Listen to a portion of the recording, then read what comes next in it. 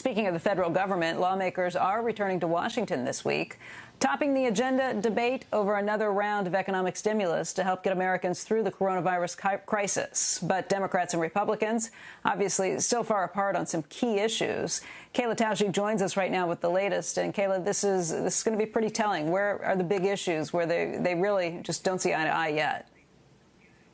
Well, Republicans, Becky, are going to be meeting this morning at the White House. Republican leaders and administration officials to plot their next step for these programs that expire at the end of the month and what this next stimulus package should look like. At 10:30 this morning at the White House, Senate Majority Leader Mitch McConnell, the top House Republican Kevin McCarthy, they're going to meet with President Trump, his Treasury Secretary and Chief of Staff, among others. And then discussions with Democrats are expected to follow after that. The GOP has set out a few markers for its suggested $1 trillion package. Unemployment benefits that are less generous than what we saw in the CARES Act, a narrower set of Americans at a lower income receiving stimulus checks, a business aid program that favors hospitality, retail, some of those harder hit businesses, a payroll tax cut for both companies and workers. That has been a regular, persistent ask of President Trump, and a liability shield that makes it very difficult for businesses, schools, and frontline workers to get sued over the spread of COVID within their walls. A draft by Leader McConnell's office that was obtained by CNBC says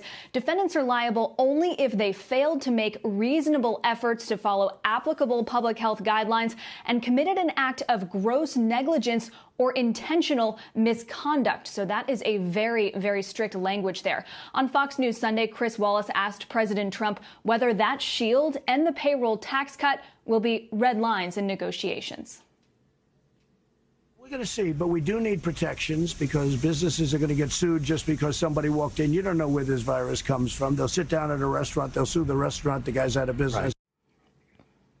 And the clock is ticking. The Senate's recess begins August 10th. But, guys, the last day that both chambers of Congress are in session looks like July 31st, the day that many of these benefits expire. Back to you.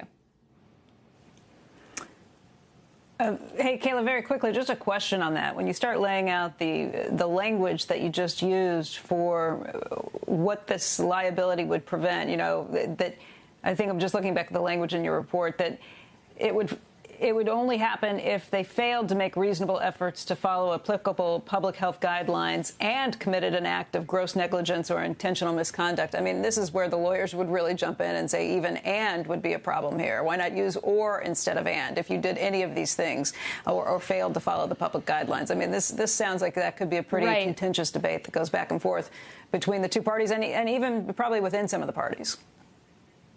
Right. And that language, Becky, as you point out, is pretty much ironclad. It would be almost impossible to prove that a business intended to spread COVID on its premises. But remind yourselves and our viewers that this is the opening salvo here. So this is the beginning of negotiations from the Republican standpoint. And so they are going to start with the strictest language possible for what they want, with the understanding that this will likely get diluted a little bit as these discussions continue, as will the price.